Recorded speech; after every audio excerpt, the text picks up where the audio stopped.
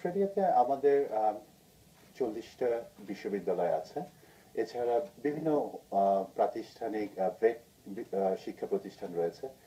So আমরা বাংলাদেশ থেকে দেখি যে প্রচুর পরিমাণে আপনি যেটা মেনশন করলেন প্রায় সহস্রাধিক শিক্ষার্থী প্রতি বছর বিভিন্ন বিশ্ববিদ্যালয়ে পড়তে যাচ্ছে। সো অস্ট্রেলিয়া পৃথিবীর after USA and UK Australia হচ্ছে 3 নম্বর কান্ট্রি যেটাতে পৃথিবীর বিভিন্ন দেশ থেকে শিক্ষার্থীরা পড়তে আসে। সো বাংলাদেশি স্টুডেন্টদের এখানে প্রচুর সুযোগ সুবিধা রয়েছে। তো সুযোগ সুবিধা বলতে আসলে অনেক তো স্কলারশিপ নিয়ে যাচ্ছে, আবার অনেকে যাচ্ছে নিজের খরচে। পুরো বিষয়টা যদি একটু খুলে মেলে বলতেন। এই বিশ্ববিদ্যালয়গুলোতে প্রথমত ভাবে স্টুডেন্টরা পড়তে পারছে।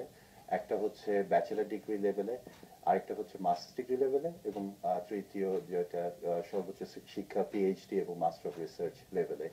সো আমরা যেটা দেখেছি যে প্রায় আপনার উচ্চশিক্ষা যেটা পিএইচডি লেভেলে আমাদের ইউনিভার্সিটিগুলো ওখানে ফ্রি স্কলারশিপ অফার করছে।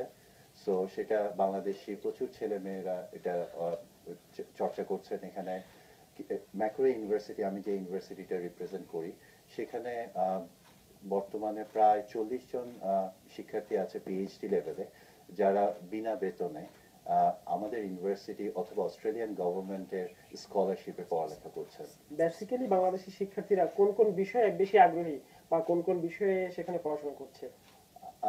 অবশ্যই ব্যাচেলর ডিগ্রি লেভেলে আমরা দেখেছি bachelor of engineering, accounting, BBA, এই বিষয়গুলো বেশি ফোকাস পেয়েছে বাংলাদেশি স্টুডেন্টদের কাছে। মাস্টার্স ডিগ্রি লেভেলে ভ্যারাইটি অফ কোর্স। আমাদের সাথে একটা রিসেন্টলি একটা এমওইউ হয়েছে বাংলাদেশ মিনিস্ট্রি অফ পাবলিক অ্যাডমিনিস্ট্রেশনের সাথে, যেখানে সরকারি কর্মকর্তারা, বিসিএস ক্যাডারের কর্মকর্তারা অতি স্বল্প খরচে ম্যাকোয়ারি ইউনিভার্সিটিতে পড়ালেখা করছে। Master of law, international trade, master of information technology. এছাড়া আমরা দেখেছি master of accounting, sustainable development, এই ধরনের বিভিন্ন কোর্সে। আপনার কথাটা ধরে একটু বলছি, আপনি বলছেন যে আপনার ইউনিভার্সিটিতেই 100-র বেশি দেশের শিক্ষার্থীরা পড়াশোনা করছে, তো সেখানে বাংলাদেশের যারা স্টুডেন্ট তারা কিরকম করছে, তাদের রেজাল্টটা আসলে কিরকম? তারা অবশ্যই খুব ভালো করেছে। আমরা রিসেন্টলি একটা রিপোর্ট রান করেছি, সেখানে দেখা গেছে যে বাংলাদেশি স্টুডেন্টরা performed above the average than among the rest of the international students. So সেটা খুবই ভালো কথা, এবং প্রচুর বাংলাদেশি ছেলেরা প্রতিনিয়তই এখান থেকে গ্রাজুয়েশন করছে খুব ভালো গ্রেড নিয়ে।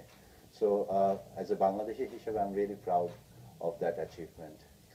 তো বাংলাদেশে যারা মেধাবী শিক্ষার্থী রয়েছে তারা যাতে আরো সহজে অস্ট্রেলিয়া যেতে পারে সেই জন্য আপনাদের কোনো পদক্ষেপ রয়েছে কিনা, কিংবা বাংলাদেশ সরকারের কিছু করা রয়েছে কিনা, অস্ট্রেলিয়ান গভর্নমেন্টের কিছু করা রয়েছে কিনা? অবশ্যই, এটা খুব ভালো প্রশ্ন।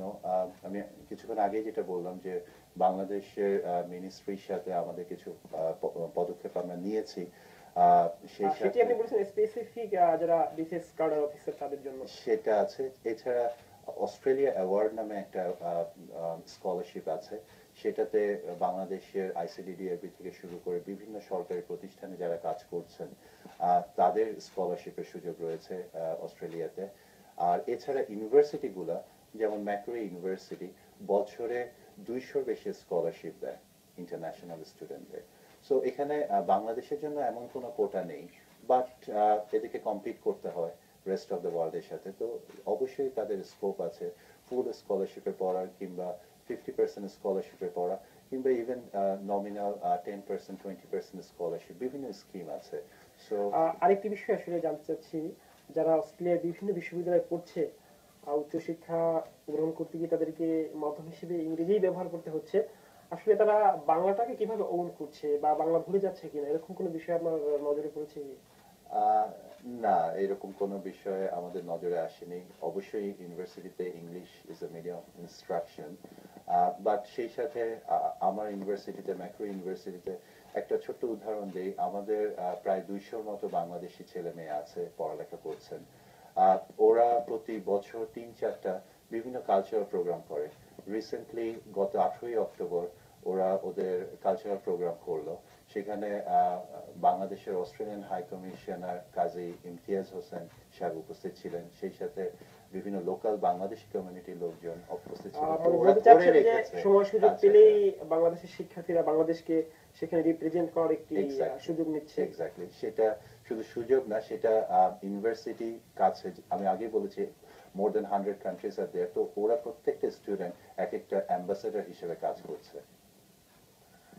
তো এর মধ্য থেকে আসলে যে বাংলাদেশে অনেক শিক্ষার্থী অস্ট্রেলিয়া রয়েছে, কেউ ফিরছে কেউ ফিরছে না, তো সবকিছু মিলিয়ে বাংলাদেশ অস্ট্রেলিয়া সম্পর্ক একটি ব্যাপার, তো সবকিছু মিলিয়ে আপনার প্রত্যাশা কি?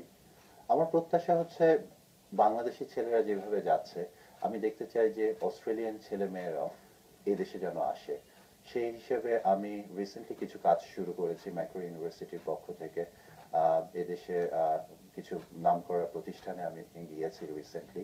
সো আমি চাচ্ছি যে অস্ট্রেলিয়া থেকেও যেন কিছু স্টুডেন্ট আসে এখানে, মিনিমাম হয়তো 6 মাস বিভিন্ন শিক্ষা প্রতিষ্ঠানে আমাদের কিভাবে আমরা শিক্ষা দেই, আমাদের কালচার, আমাদের সামাজিক ব্যবহার, আচার আচরণ শিখে, এটাকে মানে একটা যার মধ্য সফট, থেকে দুই দেশের মধ্যে যে এক্স্যাক্টলি সম্পর্কের উষ্ণতা সেটি আরো বাড়তে পারে। Exactly it is called soft diplomacy.